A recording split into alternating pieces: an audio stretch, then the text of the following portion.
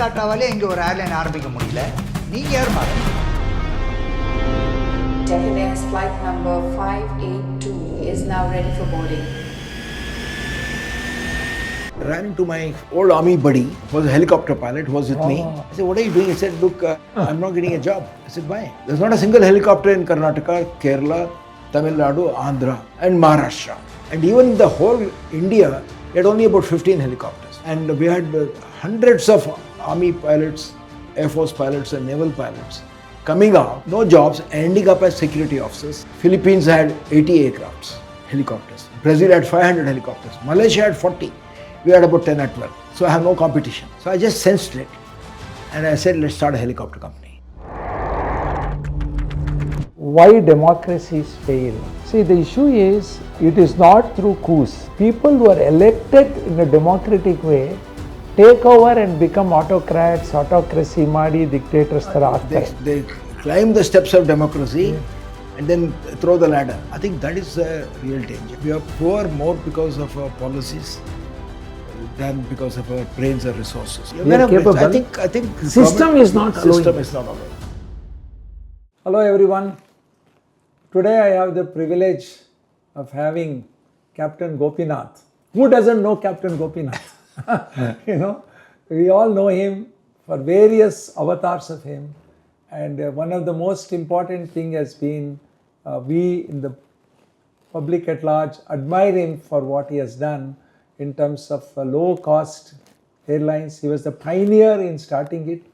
Today, of course, everybody talks about it, but he was the pioneer, Deccan Airways. But there is more to that than Deccan Airways when you get to know Captain Gopinath. He's an amazing individual.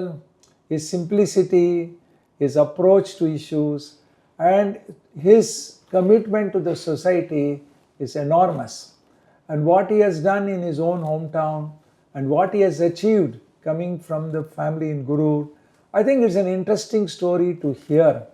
You know, we will do it as a chat, Captain Gopinath, sure. and I'm very happy you are here. So I would like you to first talk about a little bit about yourself, what you have done, and then of course we will go to the issues we face, what are the things, how is this nation, all of that we can discuss. Yeah. Thanks, Ajai, Dr. Ajai. Ajay is good. I mean, you're yourself such an accomplished, not only a surgeon, professionally, very accomplished, a great entrepreneur yourself. And you're doing so much of good work in fields of rural upliftment, in also I think hospital work for the poor people, both in Mysore here and in Gundlupet area, which you spoke to me about. So thanks for calling. I'm delighted, and of course, privileged to be speaking to you. You know, I was born in a remote village called Gurur. It is a very picturesque village on the bank of the river Hemavati. Oh wow! Yeah, which is the main tributary to Kaveri River. My father was a teacher in the government school in Gurur itself, and also nearby villages. And I went barefoot to a school there. How far was the school? The school was very nearby from my house. It was in the village proper, which you have visited. And Yes. as you enter the village, you can see it. Beautiful village. Yeah. It's a very picturesque village. And just to give a very small description of it, which in the context of our country itself, and especially rural Karnataka. In all these ancient villages, there is an inner circle of houses, which is what they call a grahara, which is the Brahmin quarters. The next outer circle of that, on one side you have a vocational committee, which is also the caste. Oh. You have the Kumbara. So it is divided based on caste. The potter, the potter, the Gaudas are there, the farming community. The fishermen are there because that side, the best road, that's also close by the basket weavers. And if you come around like that, and you have on one side you have the Acharo. No, it must have happened centuries ago. Centuries ago. And the Harijans, what they call Dalits today, are always outside the village, in a small satellite village. Oh, okay. In those days, a stain from a Vedic past. When all communities are here, though in that there are layers and layers, and even the Muslims are in that. Oh, there were even Muslims in this community. Yeah. And the way to the temple, just as you come out of the Brahmin quarters, you get Ganigru. Right after the Ganigru, there were 3-4 Brahmins, 3-4 Muslim families, and you pass through the mosque to the temple. Oh, Okay. population estimated. What was the population? About 2,500. So in 2,500 they had all these. 2,500, yeah, this is a small village. Now it must have gone a little more after that. But why I'm mentioning this is that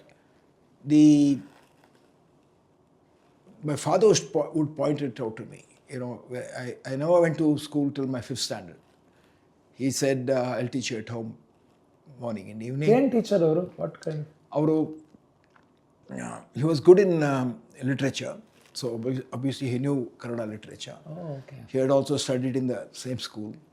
And then gone to Bangalore and Central College and did his BA there and B.Ed. Then he became a teacher in various schools, including Gorur.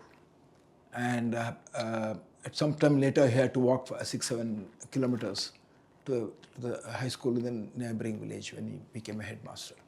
So, and what he would always point out to me were these, you know, he was himself very conscious because he was in the Gandhian movement, he got arrested and all that. Oh, wow.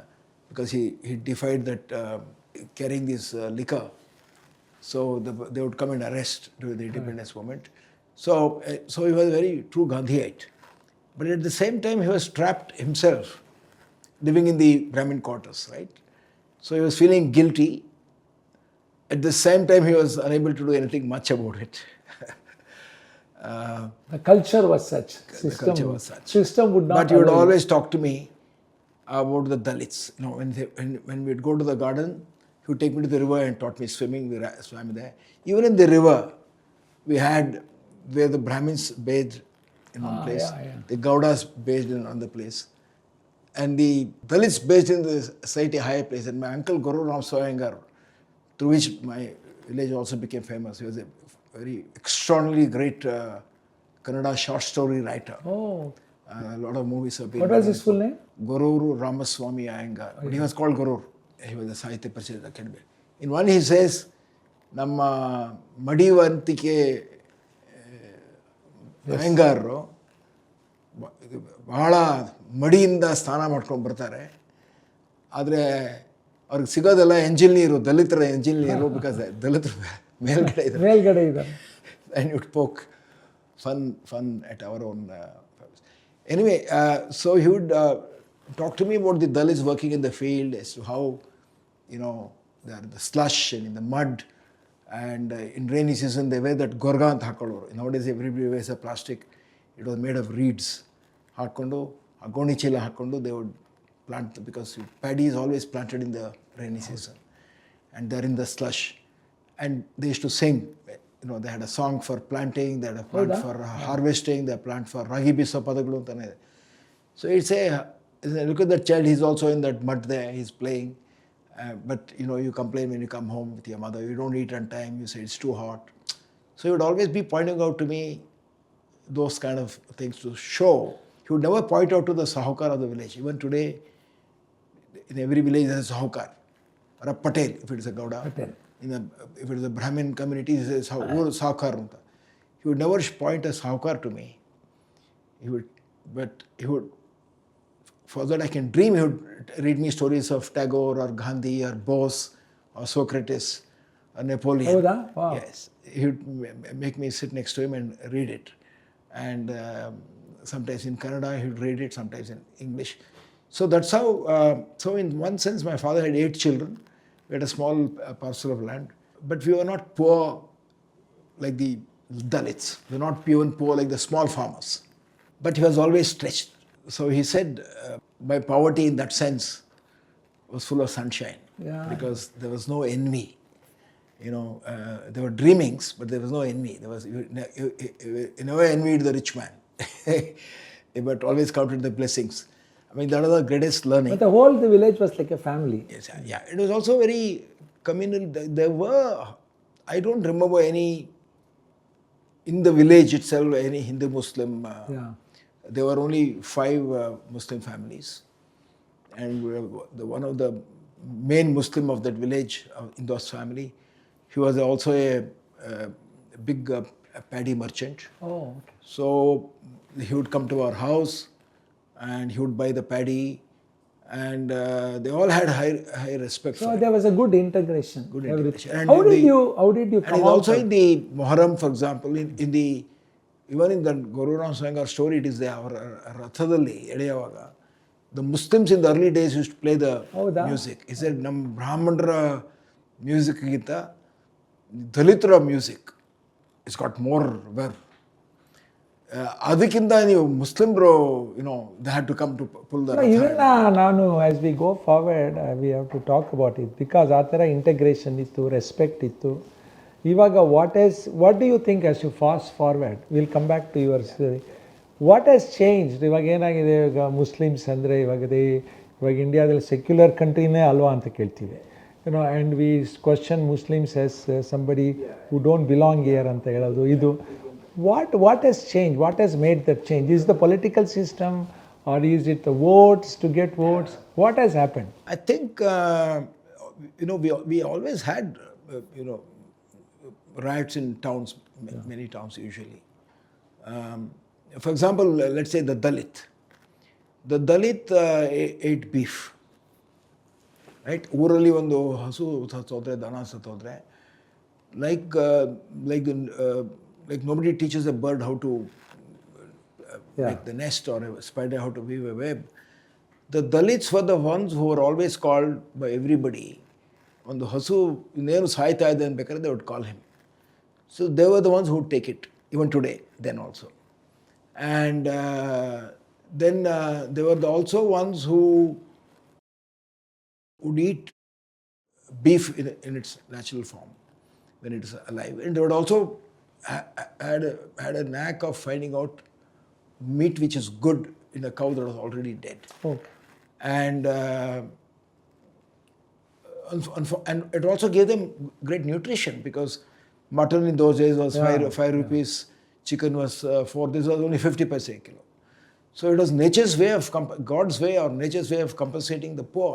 That is, because they would get crabs from the paddy fields, they would fish from the river, and they would get greens, and they would get beef. And they were the hardest working also, right? Compared to all other communities, they were also the hardest working. So there's something extraordinarily good about it, and society accepted it. And in fact, my grandfather would joke sometimes, suppose if a cow doesn't come back from grazing and is lost for 2-3 days, he would joke, has it already ended in the plates of you people? So that kind of bonhomie was there. And I don't remember any Hindu-Muslim riot in my village, but it's been there from the 1947 it started. And it largely got, I think, politicized, and it just happened. But today, I think, along with Congress, where you have to blame them for the caste conflicts, I think the fact that there is something about the present politics, which is, on the one hand, they talk of Vasudhaiva Kutumbakam, Sarve Janaha Sukhino Bhavantu. These are all from the Upanishadic times, where in the Upanishad, in Veda, the Hindu word is not there at all. Hinduism itself is not there. The Upanishad is basically a quest for it's a spiritual quest to understand the meaning of life. I think it is the greatest document in terms of the spiritual quest. That is, we are all the time inquiring as to the meaning of this world. But somewhere down the ages, this caste has come, and religion has come. And today it is totally vitiated, largely because of politics. Earlier, all castes would vote ಹೌದು. separately, depending on the caste. Hindus would vote and block to Congress because of whatever heritage they had in terms of through Gandhi or through Nehru. Today, unfortunately, there is polarization on communal lines, and but at the same time, we also have, there is this constant talking about how Hindus are ಅದು are also in the same breath. They are also talking about when we talk about Hinduism, we are not talking of Hinduism as a religion. We are talking Hindutva. Hinduism as a culture. So it's a Hindu culture. So everybody must see the greatness of Hinduism was that it accepted even a nihilist as one of the part of your growth. When in fact during Shankara's time, when the Buddhists started destroying Hindu temples, the Charavakas amongst the Hindus started attacking Hindus. Then you also had the hedonists there who questioned Hinduism as it was taught. Shankara, starting from Kerala, when he was 19, was such a precautious person. Instead of building an army against the Buddhists or this one, he said, let me spread the greatness of Hinduism, and walked from there to Sringeri, and then from there south, first Sringeri Mata, then Puri on the east coast, then to Dwarka on the west ಅಲ್ಲ coast. ಅದೊಂದೇ ಅಲ್ಲ, ಏನು ಅಂದರೆ Hinduism as I see it, the thing was okay. Buddhism, Hinduism was very clever. ಬುದ್ಧಿಸಮ್ನಲ್ಲಿ ಬುದ್ಧನೂ ನಾವು ವಿಷ್ಣು ಅವತಾರ ಮಾಡಿಬಿಡ್ತೀವಿ. Yes. So we accepted him as In fact, one if of you the- go to the Belur temple, Yeah. Ali Buddha is there in the. He's one more. So we have come a long way in becoming very secular and all. But I think we'll talk about it more as we proceed on this. And mainly I wanted to know from you. Yeah, mainly ನೀವು ಯಾವ ರೀತಿ you went into Sainik school, military ಹೋದ್ರಿ, ಆ experience quick ಆಗಿ ಹೇಳಿದ್ರೆ it will be very interesting. The first day I went to school was on 5th. We were all barefoot. There were no uniform in those days. But as you said, but I also noticed even then that the other students were coming. There was only one school for about 20 villages. They were coming from across the river, walking 5 kilometers, 6 kilometers, 7 kilometers. They would come drenched to the school. I was all the time conscious that I was myself privileged, though we were not the richest in the village. So somewhere in my 7th standard, the headmaster, Mr. Nanjudaya, I still remember, he came and said, anybody wants to go and apply for a military school exam. Wow. Military school exam. 7th ಸ್ಟ್ಯಾಂಡರ್ಡ್ನಲ್ಲಿ. And so I just lifted my hand. And then I did it more because my father had asked him once, what is a military hotel? When you walk around. Even today in Gororul ಇದೆ military hotel. ಇದೆ military ಅಂದರೆ ಸೈನ್ಯ, ಆ military hotel ಅಂದರೆ ಅಲ್ಲಿ ಮಾಂಸ ಕೊಡ್ತಾರೆ. ಹಾಗೆ ಬ್ರಾಹ್ಮಣರ ಹೋಟೆಲ್, ವೀರಶೈವರ ಹೋಟೆಲ್ ಅಂತ ಎಲ್ಲ ಇದೆಯಲ್ಲ, ದೇ ಡೋಂಟ್ ಸೇ ಇದು ವೆಜಿಟೇರಿಯನ್ ಹೋಟೆಲ್, ಇದೆ ವೀರಶೈವರ ಹೋಟೆಲ್, ಬ್ರಾಹ್ಮಣರ ಹೋಟೆಲ್. ಮಿಲಿಟ್ರಿ ಹೋಟೆಲ್ ಅಂದರೆ ನಾನ್ ವೆಜಿಟೇರಿಯನ್ ಕೊಡ್ತಾರೆ, ಯಾಕಂದರೆ ಶಕ್ತಿ ಬರುತ್ತೆ ಅಂತ ಹೇಳಿದರು. And I was a small puny boy, so in that sense, maybe I should go, leave this village.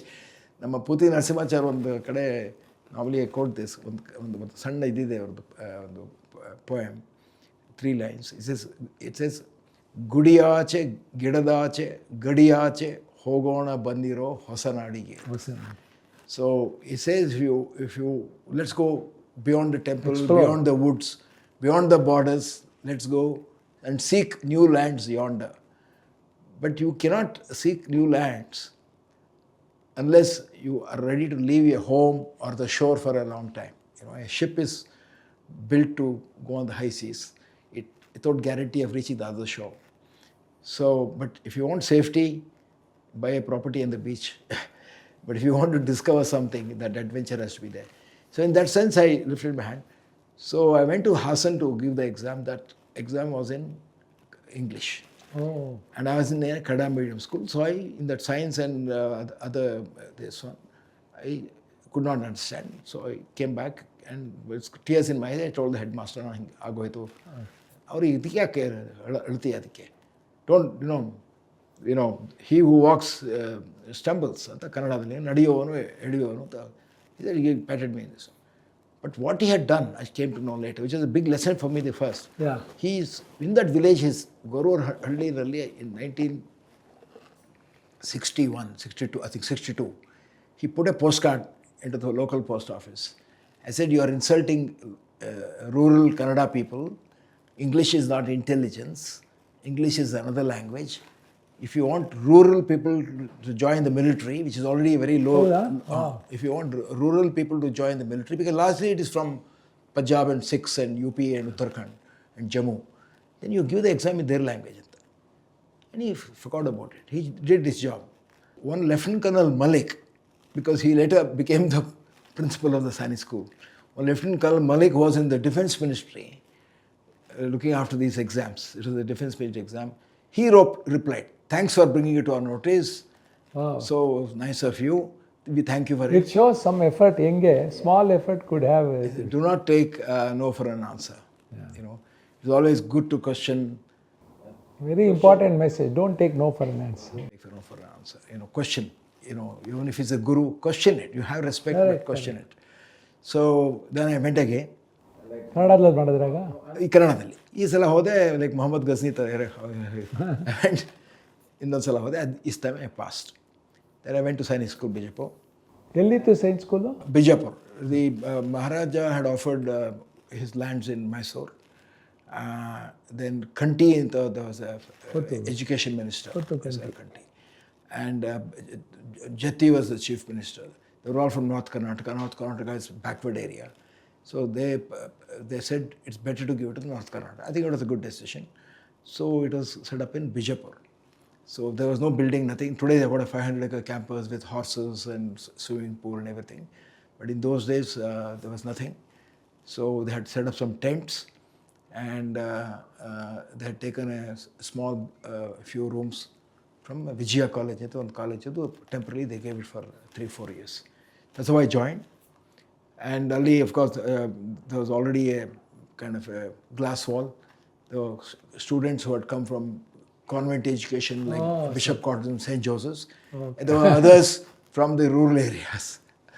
But I think when you are a child and if the teachers are good, because of the first principal, Malik, but by the time the school started, he left.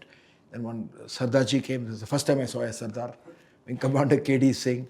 My headmaster was again another Sardar, Harcharan Singh. The registrar was Bengali. They were all from the army, these three. And the teachers from all over India, in Bijapur, some from Karnataka. So ನೀವಾಗ Sainik school ಮಾಡಿ you went into, tell us how you became army. Then in my 10th standard, after I was in my 10th standard, there's a UPSC examination given. Today it's after the 12th standard. There's a UPSC exam, which is the body which conducts exams for IPS, IAS and army officers. Okay. And so I took that. And in my school at that time, we were only 13 people. And my class, because they couldn't get any admission for science school. Because of the military. Yaar military hogad beda. Just like in Gujarat, Karnataka, it's all zero.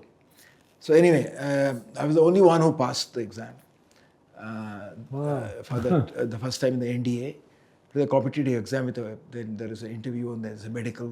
There's a 3 days vivos where you have to go for an interview physically, where they put you obstacle course and psychology test. I passed and then I joined National Defence Academy.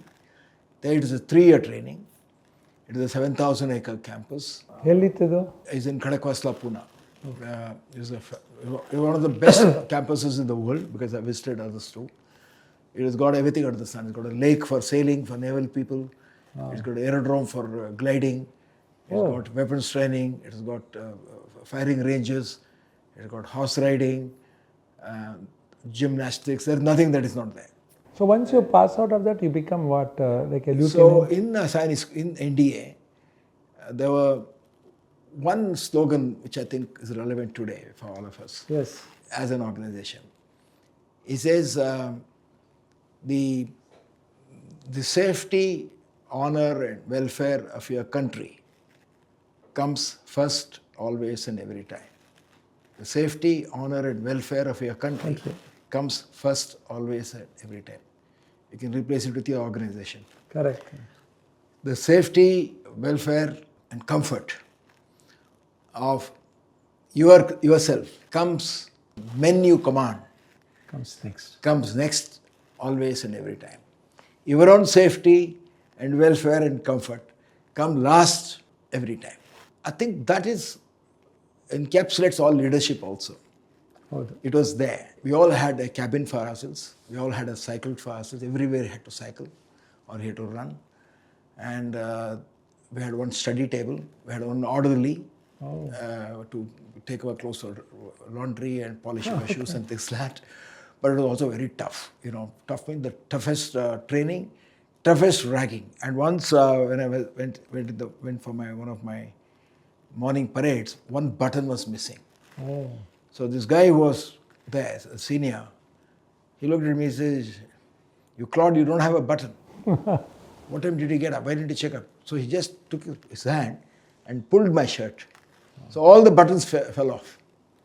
So I can't now go. I've got another 10 minutes to stitch it because they're doing the roll call. And he said, take a handkerchief. I don't want to see any space. Stitch buttons on that in such a manner I can't see the handkerchief. And report in front of my cabin, his cabin, at 10 o'clock in the night in swimming trunks. He said that and he left. So I ran to my room and I had to get another shirt which was not fully ironed. Wore that. Then he got ticked off again for not wearing the unironed shirt because he said you got an orderly, you got all those kind of things. Anyway, that was the first lesson for me, never to go sloppily dressed.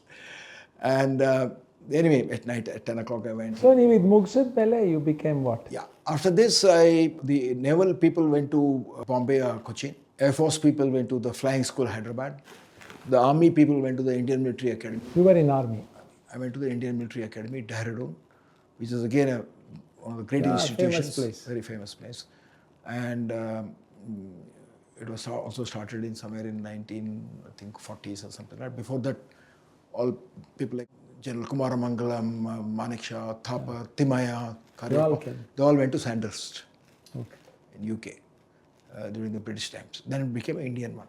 So from Indian Military Academy, I chose, you had to choose your arms, 1 year training. So 4 in Science School, 3 here and 8 years training. Which also shows like in doctors, I think, training and training and training. And even after the army, it's continuously training. So I chose artillery, which is the heavy guns, which is also called the arms. The front arms is the infantry. Then the other arms are artillery, armored core tanks, signals and engineers. So I chose artillery. I went straight to the artillery gunnery school, which has got an initial 6 months course, just a refresher course to familiarize you with guns. Then you go to the unit, then you can come back for a 3-year long-term gunnery course. Then you got a long-term... So you became what? So when I was I got commissioned as a second lieutenant. Second lieutenant. Yeah, I went straight to Devlali. But my course was cut short because the war was in the air. Pakistan had imposed martial law on East Pakistan. Bangladesh war. It was called East Pakistan. Yeah, so my course was cut short and instead of 6 months, we did 3 months. And my entire batch of about 30 people, similarly the infantry people who are doing commando course and the tank people, all of them were dispatched to the different units, some to the Eastern Front, some to the Western Front. I was sent directly to the Eastern Front to my unit, which was in Sikkim. My unit was in Sikkim at 10,000 feet. I went by train without coming home from the school. I recently went to Nepal border. I was there trekking. Same army quarters. It's all part of Tibet now, where Sikkim. So I went to a place called Siliguri. And from Siliguri, there is a truck which came, that is a place from where you go to Bhutan, you go to Sikkim, and you go to Darjeeling. Correct. So my truck, my army jeep came in to pick me up. And Siliguri, just to as a geographical knowledge, is also called as chicken neck. Yes. So on the north you got Bhutan, which is an independent country. Then you got Sikkim, which was an independent At that time. kingdom at that time. Indira Gandhi then made it a part of Indian state. So there's only 30 kilometers gap. Then China. you got this side Bangladesh. Other side of Bengal is Bangladesh. Bangladesh. So to go to northeastern states and to a little bit of Bengal of Kuch Bihar, you have to go to this 30 kilometers. Chicken neck. So if somebody comes and captures us 30 kilometers from China, for example, you're cut off from the entire northeast, Arunachal and all the 7 states. So I reached my unit at 10 o'clock, at about 6 o'clock in the night. It was at 10,000 feet. And my chap who was in charge of me, one lieutenant, I was a second lieutenant, he said, Captain, don't unpack. Morning 4 o'clock, we are rolling down the hills with the guns. So keep everything in your bag and be ready. So the whole night people were packing because the army is already kept there. This goes to the base, this comes to the front.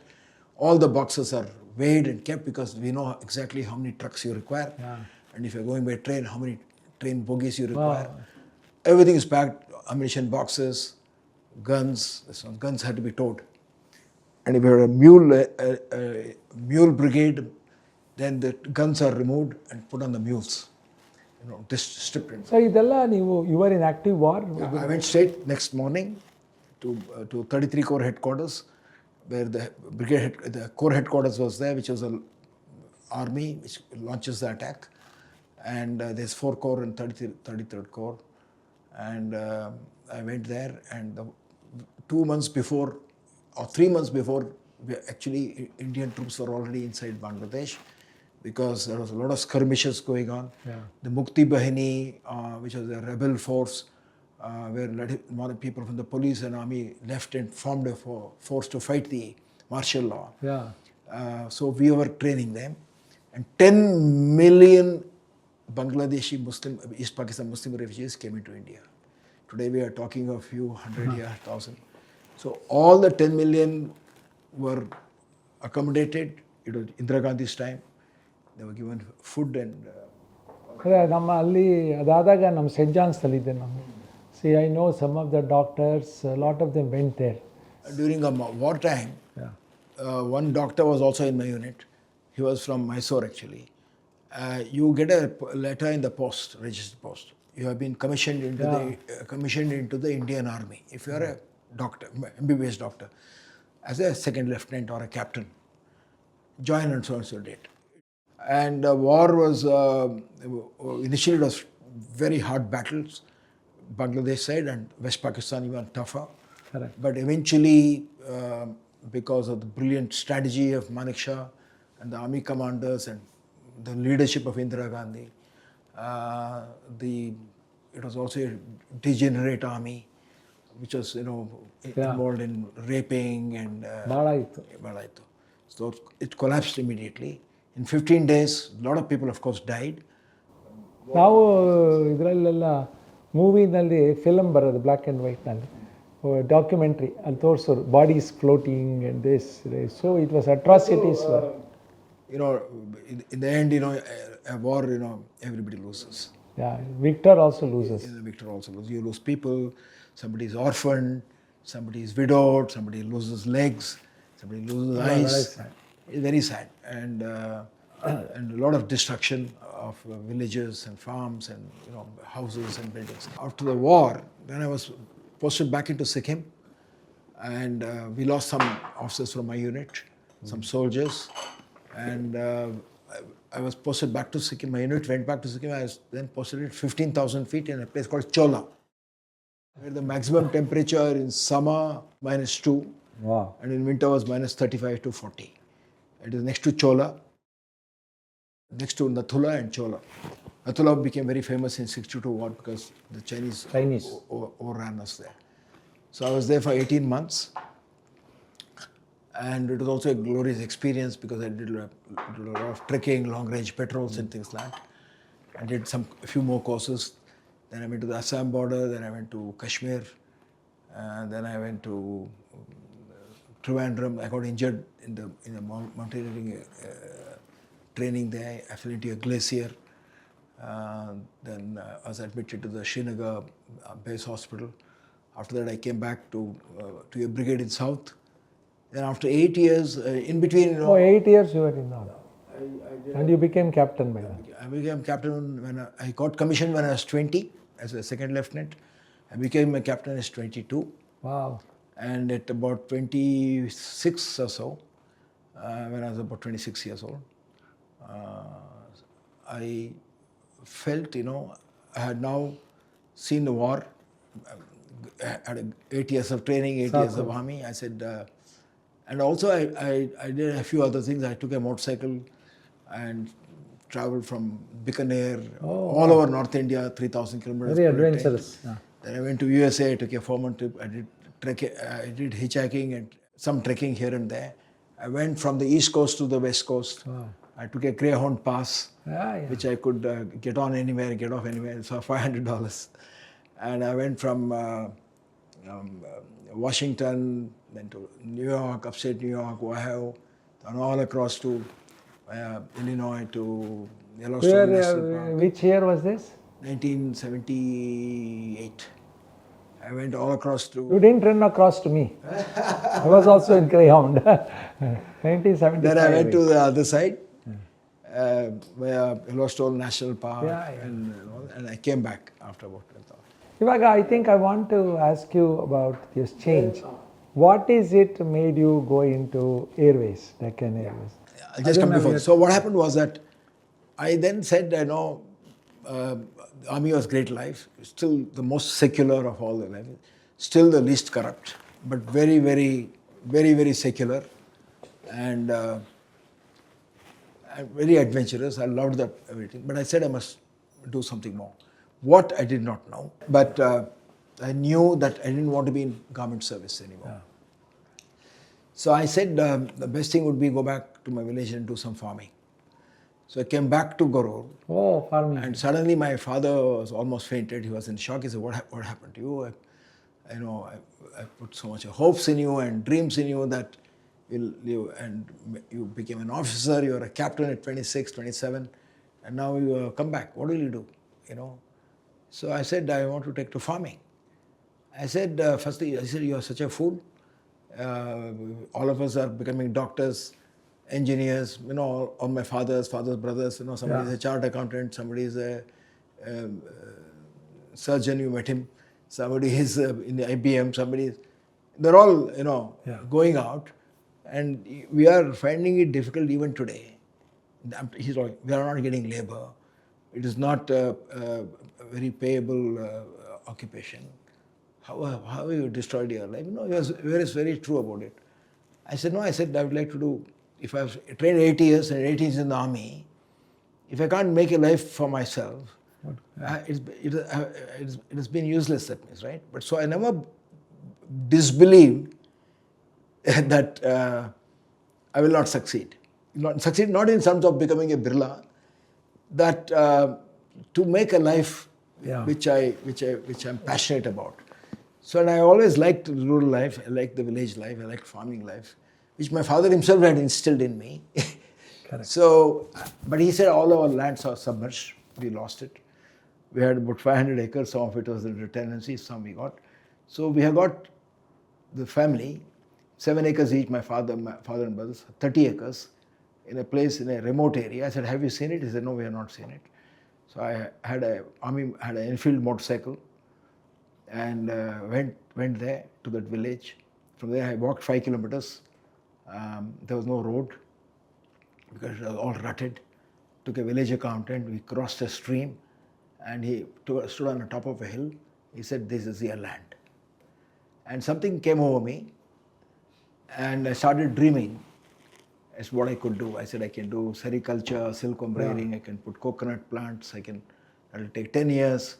So I had to hold on for 10 years, right? Then I'll have dairy for milk. Every day I'll get some income, I'll get some milk for myself. Amazing. I'll have a gobar gas plant because there was no electricity for cooking and a light. It's the greatest invention. that gobar gas plant. And I have bananas, I have crops, As I was seeing and dreaming, I was also deciding. So I came back to Bangalore and took a dog, bought a Doberman dog, bought an army tent, and an army rifle which was given to me, which was captured in Pakistan. I had that. I took a Dalit boy and told my father I'll go and set up. So I went and set up a tent there. So I took 1 month's provisions. My mother gave me all the ingredients, and I took also pots and pans and all the farming equipment. They put everything on a tent. My dog, I had a Dalit boy with me. I took him also. He was also looking for freedom. And what they call is bonded labor was abolished. It is abolished, but it still existed. Somebody will come and say, I want 5,000 rupees. Take my boy. And when I give the 5,000 rupees back, give my boy back. So he will not be able to give that 5,000 rupees back. So he'll come. So there were quite a few boys in that village like that. There was one. So I took him also with me. He also wanted freedom. So I started camping, and I was there for the next 10 years. So one day, I'll cut the story short and come to the aviation. My father called me. I was in a tent, and he called me, though, you are 27 now. You are cooking yourself along with this Dalit boy. I think you should marry. I don't have a bungalow. I left the army with 6,500 rupees. My last salary was 1,300. My starting salary when I became a second lieutenant was 405 rupees, 270 rupees of my high altitude allowance. My mess bill was only about 3 to 4 rupees. So the 500 rupees are all savings for me. But it was a good life. And even an IPS officer got about 400. I got about 600 because it was in the high altitude. So I didn't put in 20 years. I got 6,000 rupees. Saved. Was my gratuity. Savings I didn't have much because I went to USA, here, there and all. So with that 6,000 rupees I came. And but what I had was this you can say enthusiasm, inexhaustible enthusiasm, some kind of energy. And so when I went to the tent and put everything, then I was, after dinner at night, I was sleeping under the stars. In one sense, I had nothing, and in one sense, I had everything. Because I could do something. Correct. So my father said, "Maduve agbeku neenu anta." Naan helide ನನಗೆ bungalow ella himmat. They must be thinking I'm still a captain in the army or a big planter. He said, so when I get some study income, he said, by that time, he said, you'll be old man. Then second thing he said, listen to me. Do you mean to say poor people cannot marry? That means all the poor people in India are unmarried. Because if they say, when I become rich, I'll then marry. So you marry. So I said, okay, come and see that girl. So I went to see her. We met her. Yeah. And she came. I said, you must come and see. Met her in my village, Goro. But my farm was 100 kilometers away. I said, come and see. I'm living in a tent. And there's nothing there. So you come and see it. She said, no. Because I think the fact that I said I'm in a tent, I had a motorcycle, all those things must have also got. So I said, no, I can't marry you. You must come and see it. So one day, her father was a DDPI in Shimoga. So though she was from a rural area, but she has been living, father was an employee, she was in cities.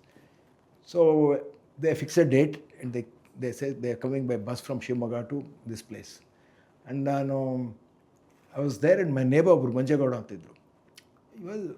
I was also farming in those days, working with my hand, watering, cutting this. But he was a real farmer, broad-chested, real, shake his hands, you could, it would crush you. He was that kind of a guy. And I was sitting with him, and he said, sir, again, there are no taxis there in the village. I got a motorcycle, they are birthday there, how do I bring them? He said, sir, yaake yochne ಮಾಡ್ತೀರಿ, ನಾನು ಎತ್ತಿನ ಗಾಡಿ ಇದೆ ಕೊಡ್ತೀನಿ. So He called his son, ಅವನ ಹೆಸರು ಶೀನಾ ಅಂತ, ಮಗನ ಹೆಸರು ಶ್ರೀನಿವಾಸ ಇಷ್ಟಲ್ದೆ ಮಂಜುಗೌಡ. he said, ಶೀನಾ ಅವರು ರಾಮ ಭೀಮಾ ಎತ್ತಿದೆ, ಅದನ್ನ ತೊಗೊಂಡೋಗಿ ಬರ್ಕೊಂಡು. Rama Bhima was very steady, they not frisky. ಅದನ್ನೆಲ್ಲ ಚೆನ್ನಾಗಿ ಸ್ನಾನ ಮಾಡಿಸಿ ಕುಂಕುಮ ಹಾಕಿ ಅಲಂಕಾರ ಮಾಡಿ ಒಂದು ಚಾಪೆ ಹಾಕಿ ಗಾಡಿ ಮೇಲೆ, ಇದು ಹಳೆ ಗಾಡಿ, ದೊಡ್ಡ 5 feet wheels. And I brought them. And I was sitting below and it was coming down the slope. And I could hear the bells. It was coming in the ratted thing like this, with her mother, her father and sister. And he suddenly jumped. He said, hey, munde magne, yen kadane hakilla anta. Kadane is a pin on the wheel. That means it would have come off. It would have come off. And there was precious cargo there. And anyway, no mishap took place. So I think that's when I believed that marriages are made in heaven. Yeah. And the first thing her mother told me was, ಏನು ಇಲ್ಲ, ಬರೀ ಮುಳ್ಳೆ ಇರೋದು, ನಿನಗೆ ಇನ್ನೂ time ಇದೆ ಅಂತ. I could hear it. So I said, talk to her. I told her, yes, I come only because I didn't want to come to an existing farm. I came to create a farm. So obviously she was more courageous. My wife was more courageous. Impressed with love. Yeah. So then we got married. Then I had 2 daughters. ಆಮೇಲೆ ಇದ್ದಂಗೆ ಆಯ್ತು ಹೇಳಿ ನಿಮ್ಮ ಡೆಕ್ಕನ್ನು. Then I came to Bangalore. ಯಾಕೆ ಬಂದೆ ಅಂದರೆ ಅಷ್ಟೊತ್ತಿಗೆ ನನ್ನ coconut farm came. I became a very celebrated silkworm farmer. Oh, wow. I did a lot of work in silkworm rearing. And this people do not know. I got a Rolex award for my work on sericulture, on ecological farming, sustainable ecological farming. And in between, because my farm was not paying, I set up a motorcycle dealership. I had 8 branches. Wow, you became true entrepreneur. All of this. Because ನನಗೆ farming ಇಂದ ದುಡ್ಡು ಸಾಕಾಗ್ತಿರ್ಲಿಲ್ಲ. Then I realized there's no point complaining. So I had a motorcycle. One day when I went to Hassan, the motorcycle shop was closed. It was 7 o'clock, it was drizzling. I had to come back to my farm. It was not starting. I went there. He said, sir, close ಆಗೋಗಿದೆ ಅಂತ.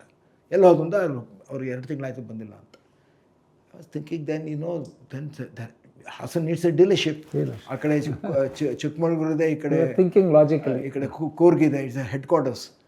There were only 2 motorcycles in those, Java and Ideal Java, Iranidu, idu. Then instead of going to my farm, I had another friend there, and I said, let's go to Chennai. That was the headquarters of Enfield, to ask for a dealership. Oh, okay. So I took a night bus and went to Chennai. I went straight to the managing director's office, Vishwanathan, contacted somebody. And he sent me to the manager of general manager. He said, Captain, ನೀವು ಶೆಟ್ರಲ್ಲ, ಬನಿಯಲ್ಲ, ಮಾರ್ವಾಡಿ ಅಲ್ಲ, you're ex-army man, plus doing farming. What do you know about business? ಅಂತ. I said, I don't know anything about business, but what I know is you're doing a bad job, lousy job of customer service.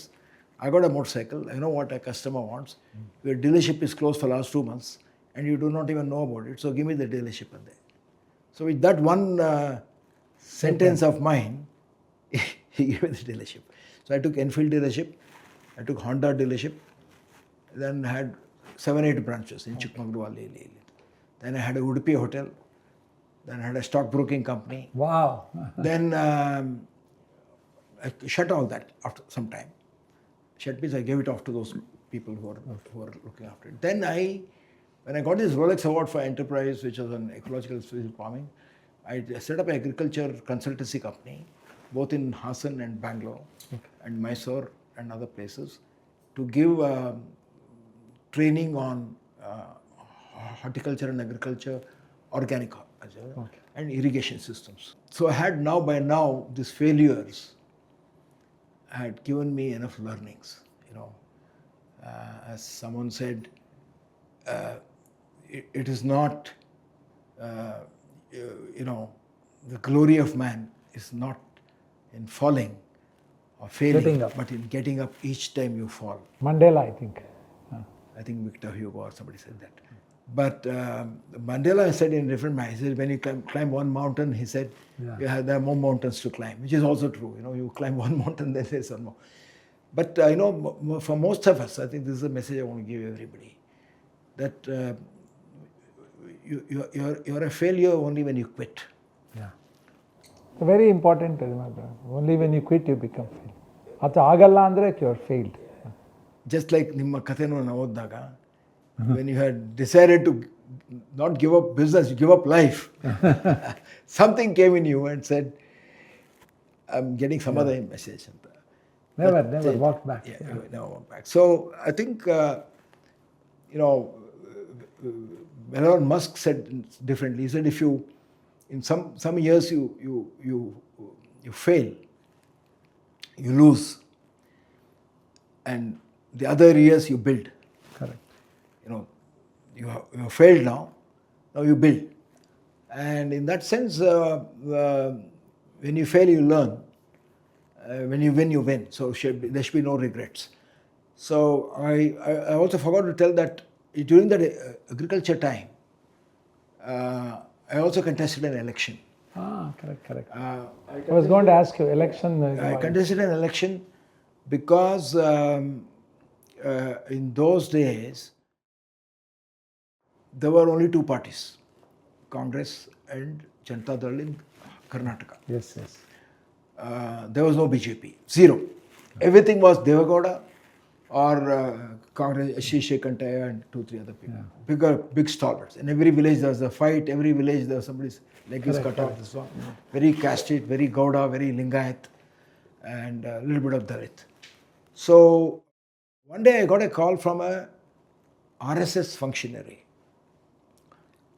and he was an auditor. He says, Gopinath, I didn't know he was an RSS functionary, but somehow, so he said, ನಿಮ್ಮ ಮನೆಗೆ ಬಂದು meet ಮಾಡಬೇಕು ನಾನು, ಅಥವಾ ನಮ್ಮ ಮನೆಗೆ ಬನ್ನಿ ತಿಂಡಿಗೆ ಅಂತ. So I said, okay, ನಿಮ್ಮ ಮನೆಗೆ ಬರ್ತೀನಿ ಅಂತ. I went. So I thought I could find out who he is. So I went to his house, ಹಿಂಗೆ ಬರ್ತಾವಾಗ, ಹೀಗೆ ನೀವು ಮಿಲಿಟ್ರಿಲಿ ಇದ್ದವರು, ಅಗ್ರಿಕಲ್ಚರ್ ಮಾಡ್ತಿದ್ದೀರಿ, ಒಳ್ಳೆ ಹೆಸರು ತಗೊಂಡಿದ್ದೀರಿ, there are very few people like you. ನಾವೀಗ BJPನಲ್ಲಿ ಹುಡುಕ್ತಾ ಇದ್ದೀವಿ, ನಾವು ಪಾರ್ಟಿ ಕಟ್ಟೋಕ್ಕೆ. There was zero in Karnataka. ನಾವು ಪಾರ್ಟಿ ಕಟ್ಟಬೇಕು ಅಂತಿದ್ದೀವಿ. Little bit was there in Mangalore. ಆದ್ದರಿಂದ ನೀವು why can't you join BJP? No.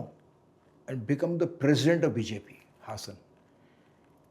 Then I said, my wife didn't like it. And even we were, we should say politics is dirty. Instead of cleaning it up, you will become dirty, right? Most often, instead of changing, you get changed. All these things were went through me, but all the time I used to find myself criticizing. So you think it's very difficult to, even now you think difficult to change politics? Or is No. It's definitely, it's not easy to change politics. But ultimately, things change only because some individual will have the courage to believe in an idea. Gandhi itself, when he came. Ivaga, when people say we have this party, that party, there is also a saying, you get what you deserve. Yeah, absolutely. Gandhi ಹೇಳಿದ್ದು. You get the government you deserve. Yeah. That means you can change. Absolutely. It is in your hands. Mamdani recently. He is an immigrant who came to America when he was 7. And he is a Muslim. Mother is Hindu, father is Muslim, but he adopted Muslim as a religion. He has come as an immigrant. And in a country where now there is white supremacy, racism at its peak, and where they're cracking down on immigrants, spewing hatred. ಇವಾಗ ಒಂದು statement ಬಂದಿದೆ, they don't want any browns in there. They don't want any browns. And already racial hatred is there, which Trump milked it. Like, even here we do it on casteism, right? Or in religious, this one. He milked it. And when there is no hope, when the whole Democratic Party had given up, one guy, an immigrant himself, and also a Muslim, he came up and won in New York, which is something. Amazing. It also shows that, like Napoleon said in some place, there are only two forces in the world. In one of his rare moments, the greatest emperor of all time, he told his general, he was the emperor by the time, he said, you know, there are only two forces in the world, the spirit and the idea and the sword. In the end, the idea and the spirit will always win. Which is true. And throughout history, whether it was Buddha at that time or Gandhi or Christ, I think we can't give up hope. Even in India, we want to come and I want to discuss the present situation. ಆದರೆ ಅದಕ್ಕೆ ಮುಂಚೆ brief ಆಗಿ ನಿಮ್ಮದು ಡೆಕ್ಕನ್ದು ಒಂದು quickly if you tell, because we have to spend few minutes talking about the future also. So what are the learning curves from that? So what I want was, then I came to Bangalore with all these things. I said I must go to Bangalore now, firstly to give education to my children. They had studied locally. Yeah. They had got a good village grounding. Now I should move to Bangalore and give them some education in schools. I put them in Bishop Gardens and I shifted here, and I had also a small business here. So I came here and I was playing squash and tennis in the army club. So I had kept in touch with the army colleagues. And I ran into my old army buddy from, was a helicopter pilot, who was with me. Okay. We were in the same bunker during the exercises. We were in the same trenches in the exercises. Outstanding guy. He was an outstanding helicopter pilot. He had 3 children. He had resigned, took premature retirement like me, little later, with 20 years of experience. So he was still 40. And he had a gallantry award for Kashmir against terrorists and all that. So he and I were playing, and he said, I said, what are you doing? He said, look, I'm not getting a job. I said, why? He says, there are no helicopters. Yeah. So I'm not getting a job. So I came back to, so I started looking, did some work. There's not a single helicopter in Karnataka, Kerala, Tamil Nadu, Andhra, and Maharashtra. Except there was one dilapidated helicopter with HAL, the 20-year-old helicopter with the chief minister. Otherwise, no private helicopter. And even in the whole India, you had only about 15 helicopters. And we had hundreds of army pilots, Air Force pilots and naval pilots coming out. No jobs. No jobs, ending up as security officers or administrative officers. And this guy is an outstanding guy. He's still 40, 3 children, no job. And once in a way he would get a call, he would go to Northeast to fly for somebody, ONGC. But that got me thinking. Then I was in China with a delegation of farmers, of silk farmers. There, when I was sitting in rural headquarters, in taluk headquarters in 1995, 96, they had skyscrapers, they had karaoke bars, everywhere construction going on. In my room there was one thing which said, single window for clearance. And I said, if China had embraced capitalism, Russia's collapse. It was the early days when chief ministers were competing to get investment because they realized that they can't create jobs. Public sector is under loss. The only way is to attract private sector. Good point. So I said these 3 things. I had the greatest advantage, I got human resource, pilots and engineers available. Philippines had 80 aircrafts, helicopters. Brazil had 500 helicopters. Malaysia had 40. We had about 10 or 12. That too old world, even Ambani didn't have. And so I have no competition. And the country is on the way to reforms. Narasimha Rao had come. Right time. So I just sensed it. And I said, let's start a helicopter company. And first he said, let's start with the spraying. But I had just won a Rolex award and also deeply believed we can't do this crop spraying of pesticides. So that's how I said the idea came. And someone said, everything starts with an idea, a dream. Someone said, if you can dream it, you can do it. I think Walt Disney said that. But your dream must possess you. That must become an obsession. It must possess you to the point, in a Vedantic way, you become the dream and the dream becomes you. And to quote another real life example, when this guy Wright brothers, who were bachelors, they invented the flight. When they were asked, why aren't you married? He said, I didn't have time both for aeroplane and my wife. Yeah. So I didn't marry. So I'm not advising people not to marry, but I'm saying that kind of obsession to the point of madness has to happen. Then only a venture will succeed. Whether it is Bhimsen Joshi who left his house looking for Guru when he was 8 or 9, or Gandhi who got this. They were all people who dreamt of something and believed in it. So self-trust is the first secret of success. So I never asked how much does a helicopter cost, fortunately. I never went to McKinsey to find out because Very important. You never took a consultant. Let us hire a consultant. Let us see what. Your intuition was there. That was the main. I will say it. ಕನ್ನಡದಲ್ಲಿ ಒಂದು ಗಾದೆ ಇದೆ, ಅಂಗೈನ ಹುಣ್ಣಿಗೆ ಕನ್ನಡಿ ಬೇಕೆ ಅಂತ. You have an abscess in your palm. You don't need a mirror. Mirror is a guru. A mirror is so if you go and tell Steve Jobs or Narayan Murthy or I want to do this. No, he is not saying what you're saying. Vision is the art of seeing the invisible. So important. It's a paradox. Vision is seeing, but it's the art of seeing the invisible is what? Invisible is the future. Invisible is what you're going to create. So I said, I can see myself that India needs helicopters, not just for glamour tourism. You need it for infrastructure. Because when your roads are bad, when it takes 10 hours to reach somewhere, you need it for aerial mapping, aerial survey, photography, mineral survey, medical evacuation. Even today, we don't have a single dedicated air ambulance in the country. Correct. America, one company has 500 dedicated air ambulance company, which is air ambulance. Right? We had in my younger days, there was no ambulance. Even in Hassan, you have to hire a jetka gadi or hire a car. Correct. Somebody's, a bus, you have to take a patient. So, an obstacle becomes an opportunity. Absolutely. So I said, we'll start a helicopter company. So it took me, so here as you look at operations, and since I had fallen and risen, I had done so many businesses, I said, I'll look after this. All that came to my help. And my chartered accountant once told me when I was having a partnership company, he says, Captain, I'm forming a partnership company for you with another partner. One advice, think over. It is under the Indian Partnership Act of 1800 something. It is easier to divorce your wife than your partner.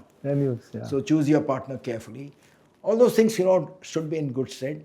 So I formed a private limited company along with Sam as my partner. I was fortunate that he was in the shadows, but all the credit should go to him. What was his full name? Captain K.J. Samuel. So we started this.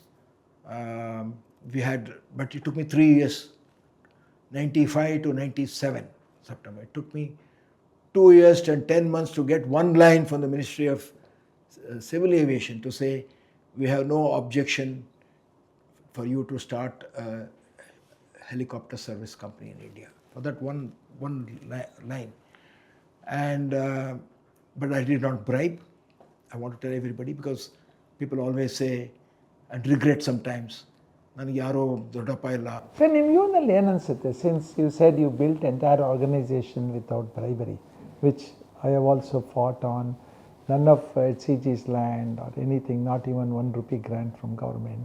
Like you said, ಇದು ಆಗಲ್ಲ, ಹೆಂಗೆ 25 cancer centre ಮಾಡಿದ್ವಿ, whatever you said, no, we have done it. Nobody has done it in the world without any bribe. So when people say, let us bribe ಇಲ್ಲದೆ ಆಗಲ್ಲ ಸರಿ ಕಂಟ್ರಿನಲ್ಲಿ. So what is the message we should send? I think my way of looking at it is the path is more important than the end. See, whether you succeed or not, the road you take is important.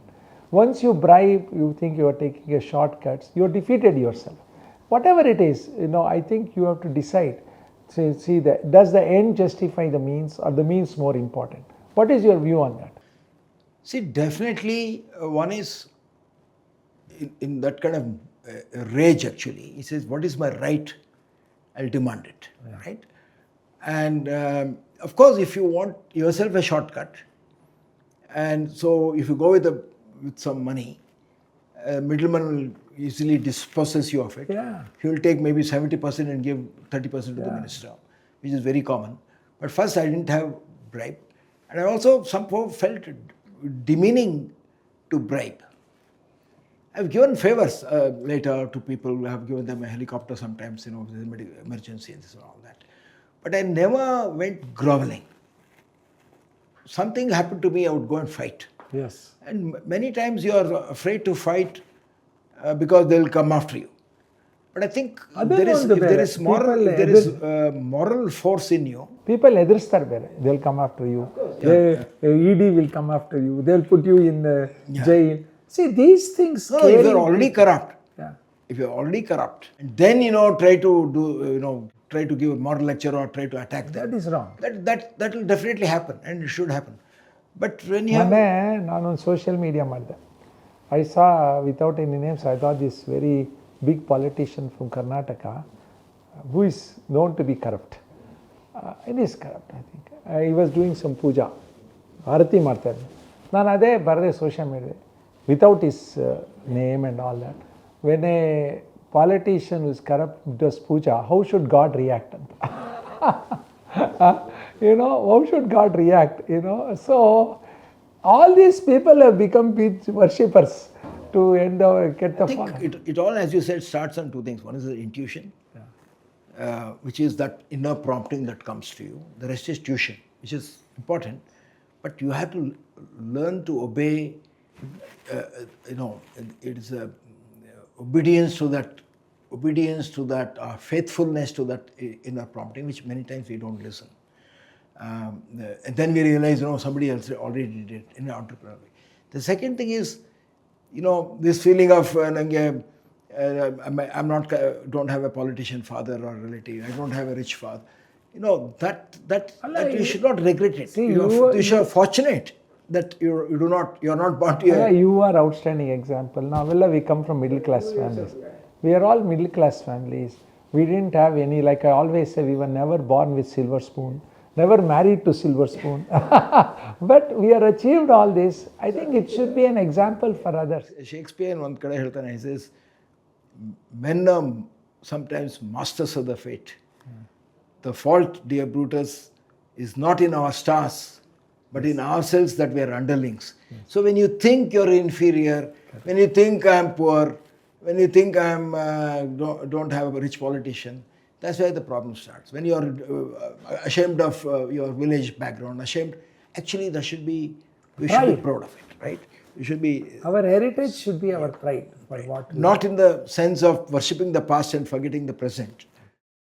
But you should have that kind of inner, like we should have, even if what Vivekananda did. All these people, Vivekananda, Patel, Gandhi, Nehru, even Modi himself, you look at it, he came from it is democracy which made him possible to come here. I see, there is a book written on this, Barbara Walters, the why democracies fail. See, the issue is, it is not through coups. It is not through anything. People who are elected in a democratic way take over and become autocrats, autocracy ಮಾಡಿ dictators ಥರ ಆಗ್ತಾರೆ. They are elected like that. Yeah. Even Hitler was elected by party. They climb the steps of democracy and then throw the ladder. Yeah, throw the ladder. But eventually, I think, if you look at all the history. But do you think present here, now US compare ಮಾಡಿದ್ರೆ, do you think today we have autocracy here, or is it some kind of democracy which is somewhat faltered? Okay, two things. First, I want to make an opening statement. The best communism is not better than the worst democracy. The worst democracy is better than the communism. The best communism, which gives you wealth, because morning you're not there. But having said that, I also firmly believe that you also quoted right in the beginning. You always get the government you deserve. But typically what happens is that if you look at even our own internal party system now, all parties, without exception, are high command parties, autocratic parties. So BJP is not a dynastic autocratic. It is autocratic in a different manner because there is no inner party democracy, right? They have a semblance of it. They'll come and ask people whom you want to the chief minister. They'll go to Windsor Manor and say, whom do you want as chief minister, whom do you want as chief minister, take an opinion and say he is the chief minister. They do not hold secret ballot. In Congress itself, 135 years old, till during Nehru's time, the party had secret ballot to vote people. In fact, Purushottam Tandon was, I think, put up by Patel. Yeah. Nehru put up somebody else. As a prime minister, Nehru put up somebody else. Patel put somebody else. Patel's man won. Correct. And Subhash Chandra Bose, Gandhi opposed it. He won. And Subhash Chandra Bose won. So what I'm saying is that tradition, Congress itself has forgotten. Even today, as we speak now, in Congress, every day what they're saying, the High Command will answer. And the Mallikarjun Kharge himself is sitting next to him and says, High Command will answer. Where is the question of High Command? Dynasty. Yeah. So in Tamil Nadu, KRS, Nitish Kumar's party, in all the parties, there's High Command which is dynastic. In BJP, there is a different kind of a... I'll ask you a general question. So I'm saying, no, point I'm making is that if there is no inner party democracy, it's very difficult to get true democracy in the country also. Because while they fight with each other and kill each other, ready to kill each other to win an election against each other, within their own party they do not have. You see in US, anybody can be any party. By standing in the primary, you win. Yeah. You can stand for any party. Even against Trump. Yeah. All said and done, people voted for him. But Trump has to contest. Yeah. And then others, drop by the wayside. Ivaga, one thing, now you said China has advanced so much. China, there is no democracy. There is autocracy or complete dictatorship type. Should people prefer that giving up freedom of speech and all in order to prosperity? Or do you think our independence, freedom of speech is more important, even though we don't bring that much? We may not really jump for prosperity growth over India. Because in 1990s, we and China were the same. Behind us. Now they are way ahead. 50 years ahead. Yeah. So how does this lesson tell us it is very difficult in a democratic condition like in India to reach that point? So is that a better model, or still we should pursue with this Indian model? Without batting an eyelid, hesitation, I should say that Indian model or the true democracy, a genuine democracy, because democracy can be hijacked. That means it is so much of defects are there in it. By using the existing system, you have a elected, like someone said, elected autocracy, right? Like even in state elections sometimes, the left was in power in West Bengal. There was so much of violence. The party cadre thought the party is the state. They said the party is the state. So when it gets blurred, that when you criticize the government, you become anti-national. I think that is a real danger. I think a country, V.S. Naipaul said very eloquently and very relevant to us, the Nobel laureate, he said, India should not ape either Singapore or Dubai and build a country of shopping malls. Yes. We need culture, we need openness, because Singapore is also a flawed democracy. But just because they have got, you can learn from that. But we also have countries which have great democracies, like Sweden, where they are not communist. Even America was chaotic, except now. But only problem is when you compare Sweden or some European countries, well advanced, like Norway, Finland, they're very monolithic, small countries. But India is such a vast country with so many, apart from caste system, language, it's like a continent within India. I think that is our strength. Strength. But this diversity. But how see, any great art, great science, great intellectual flowering happened also in India in the early days. It was also because of this Catholic where you absorbed everything. So I think life, everybody wants bread, And obviously, when bread is threatened, you will want authoritarianism. You will want authoritarianism. And also, when there is extreme appeasement of the castes and minorities, there will be a reaction for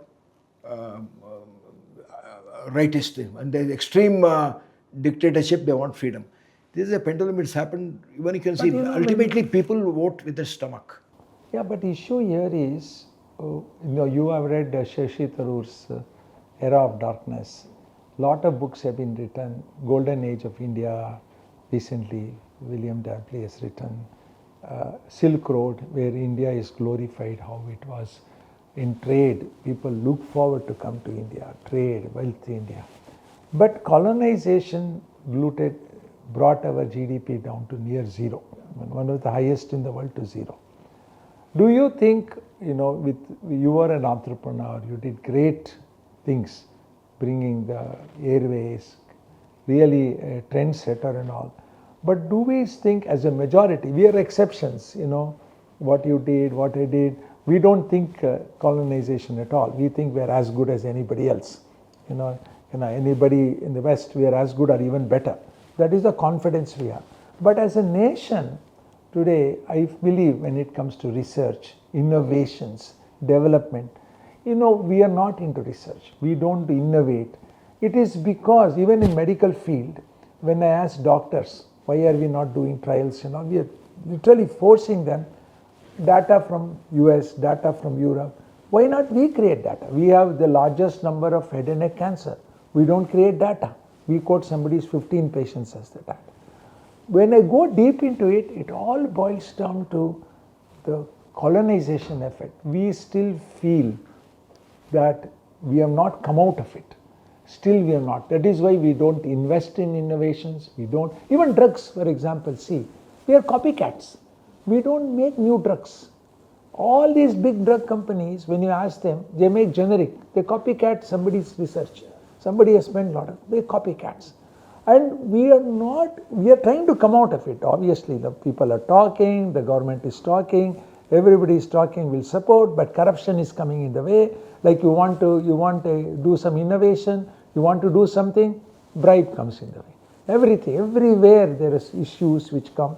So, the question is, ultimately with all these problems, what should be the role of government? Like Henry David Thoreau said, the government is the best which doesn't govern at all. And Emerson said government is the best which governs the least. See, in my experience, the government interferes in everything. Government should become a monitoring agency, everything else. So when you look at this colonization effect, the role, I feel honestly for us, the wide gap in the wealth between the rich and the have-nots, per capita income of India is $2,000, 4,000, 2 lakh rupees. 2,000 yeah. per year. Per year. And you look at... That is the average, but if you go to some rural parts of Bihar... Bihar is $800. And still they elect the same government.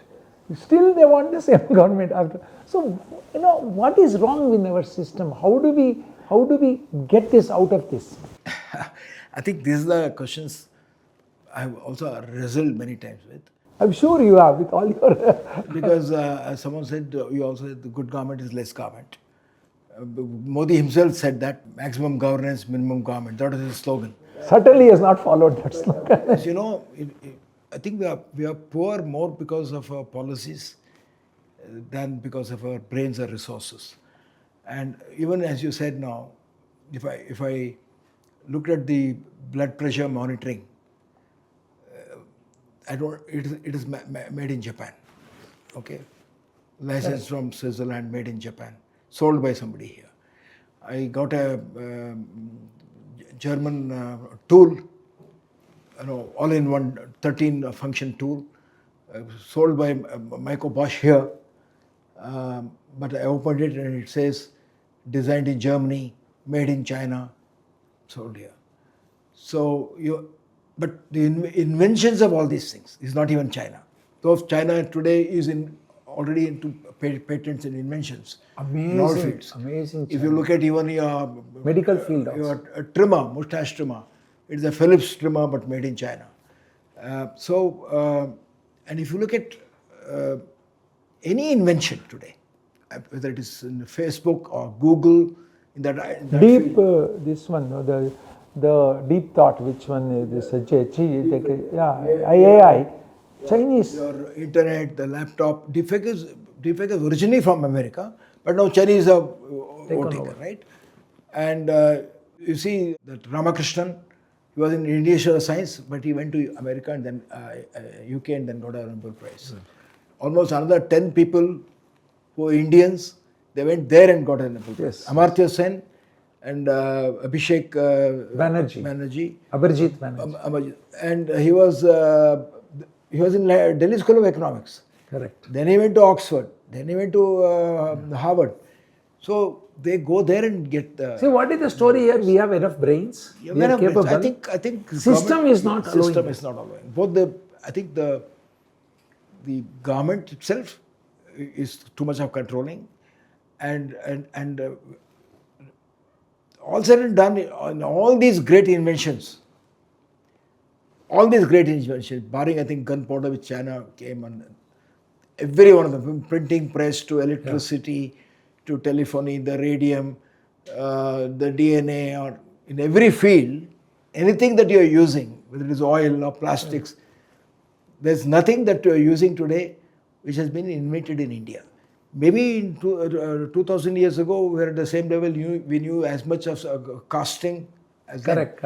But I think after we lost the industrial revolution, if you look at the colonization. Yeah, steam engine, the jet engine, the radio, the telegraph, everything, the normal telephone, Alexander Graham Bell, in medicine also, everything is. Honestly, when I went to United States, immigrated in 1975, it was shocking how I was even thought about. I went to practice outside of Chicago.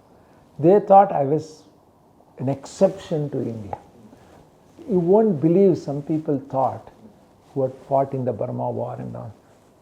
Are there still elephants roaming around the streets and bullock carts and cobras everywhere?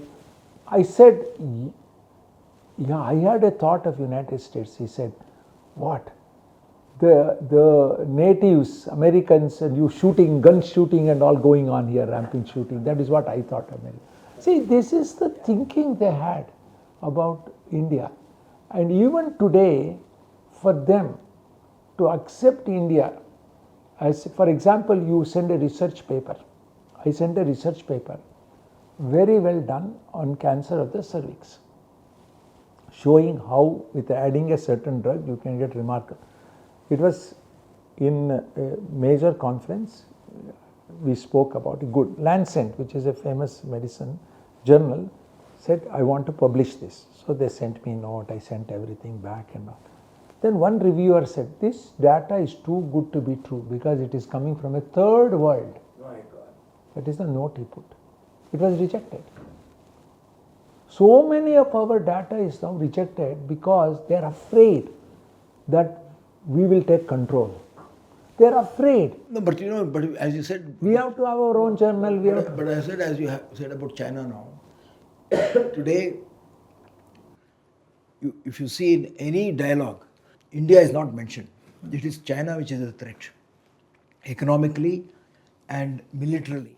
And any new inventions, China. And what you said, military also, some people say China is... Absolutely. They have got, maybe America has a little edge, but today they have aircraft carriers, frigates, fighter jets, missiles. They have established a space station. But even in the other things, if I will just give you an example, for whatever reason, Modi announced, which was good, that he'll have a bullet train between Bombay and Ahmedabad 10 years ago, right? It was supposed to have been completed. Now, after 3 days ago, in the newspaper, it came that they'll complete 100 kilometers. Out of the 550 kilometers, 100 kilometers they'll complete now in the next 1 year. They were supposed to do Bombay Ahmedabad 500. And China, which didn't have bullet train at all, today it has bullet train touching 530 cities. And you can start from Shanghai to Canton or Hong Kong, if you start at 9 o'clock in the morning to Beijing and Shanghai, which is 3,000 kilometers, you reach at 5 in the evening. 3,000 kilometers. Even today to go to Delhi, it will take you 36 hours. They have got more high-speed rail than the whole world put together. Whole world put together, they have got 3 times that. They have got 8 million electric cars. We are doing 100,000. They have produced more electric cars than the entire world put together. I think one of the things is I think China was never colonized completely. No, they were also under the British rule. They were also Not under completely, the not China. Yeah, they were under the Japan, they were under the British. Partly, but they were never. 200 years nobody ruled like they did for us. No, but Part of it was self-confidence. No, but many of them have risen, right? Many of them have risen. Self-pride and research now. And one of the things is. See, even look at, for example, our tourism. Let me come to a simple thing, okay? Today, the whole country put together, we get less than 5 million or 6 million foreign tourists, right? Thailand was also under rule. Thailand, Cambodia, Indonesia, they're getting 35, 40 million tourists. France gets 100 million foreign tourists, not the local tourists. Yeah, Even Maldives, you look at it, they're all Indians who have gone and settled there. Trinidad, Tobago, 40% are Indians. Indians are prime ministers there. They got it right. Today, luxury travel to Mauritius and Maldives, which are Indians. So I'm saying there is something that is missing, as you said, and I think the answer to that is not authoritarianism of any kind, authoritarianism of either communism or this kind of flawed authority, which requires, self. I think what it requires. Pride in ourselves and hard work and less politics, because in everything today. Because when I talk to the rural women who are working in Gundalpet, they don't have water except 2 days a week. There is lot of drainage is not good. But when you talk to them, like what we talked about Bihar, low per capita income, talk to them, because I talk to them, we talk to them at length. They are, content and they vote for the same people. Hope is what makes them. ಇಲ್ಲ sir next ಸತಿ ಸರಿ ಮಾಡ್ತಾರೆ ಏನು ಮಾಡೋದವ್ರೆ ಇದು same. So this is the major issue of our country, which has been exploited by the system. Because for them, I talked to one politician. He said, we want poor to remain poor because that is our vote bank, doctor. Yeah. And he also told me, I said, if you are giving so much of subsidy. And I told the politician.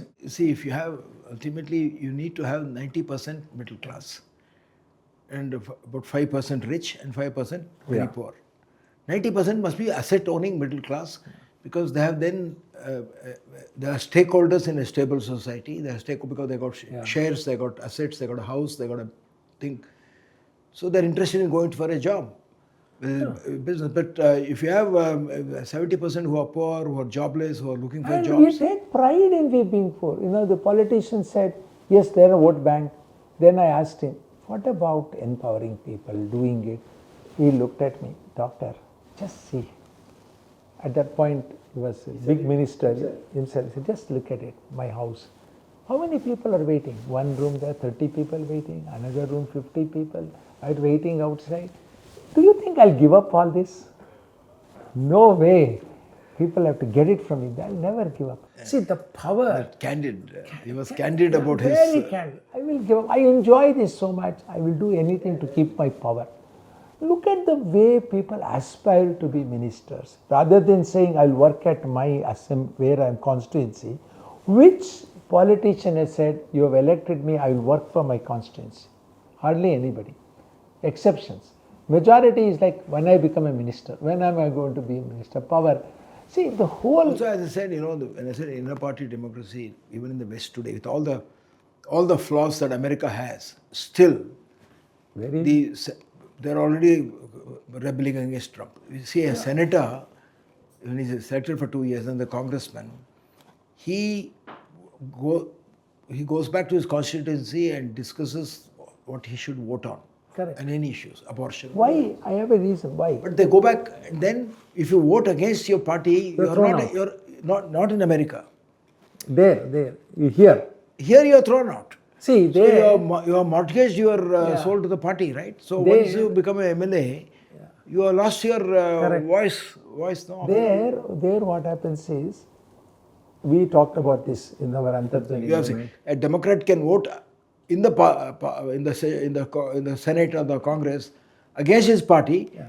He's not considered an anti-party. You can't throw them out because the people have elected you. And see, another issue is taxpayers. 90% pay tax.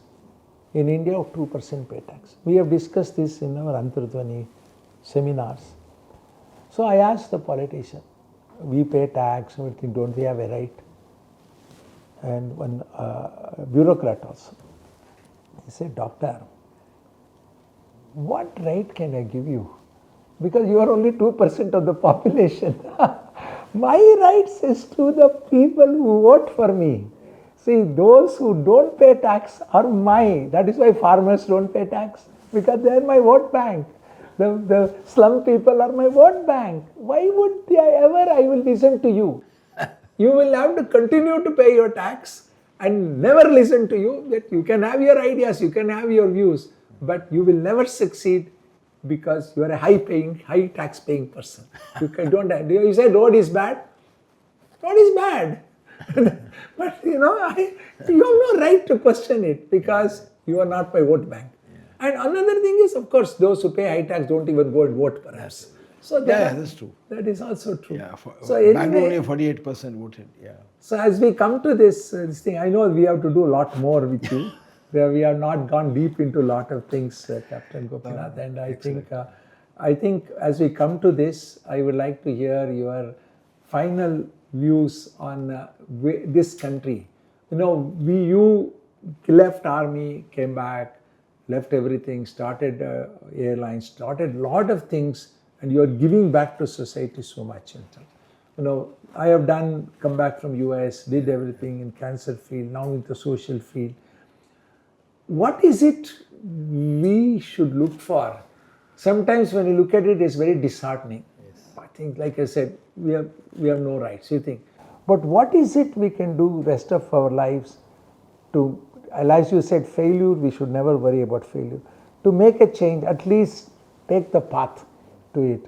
Failure, okay, but we should be trendsetters. What is it? Even at our age, what we can do? I think two observations. I think you are very right. In fact, I wrote on one article when suddenly we started getting, so and so became head of IBM.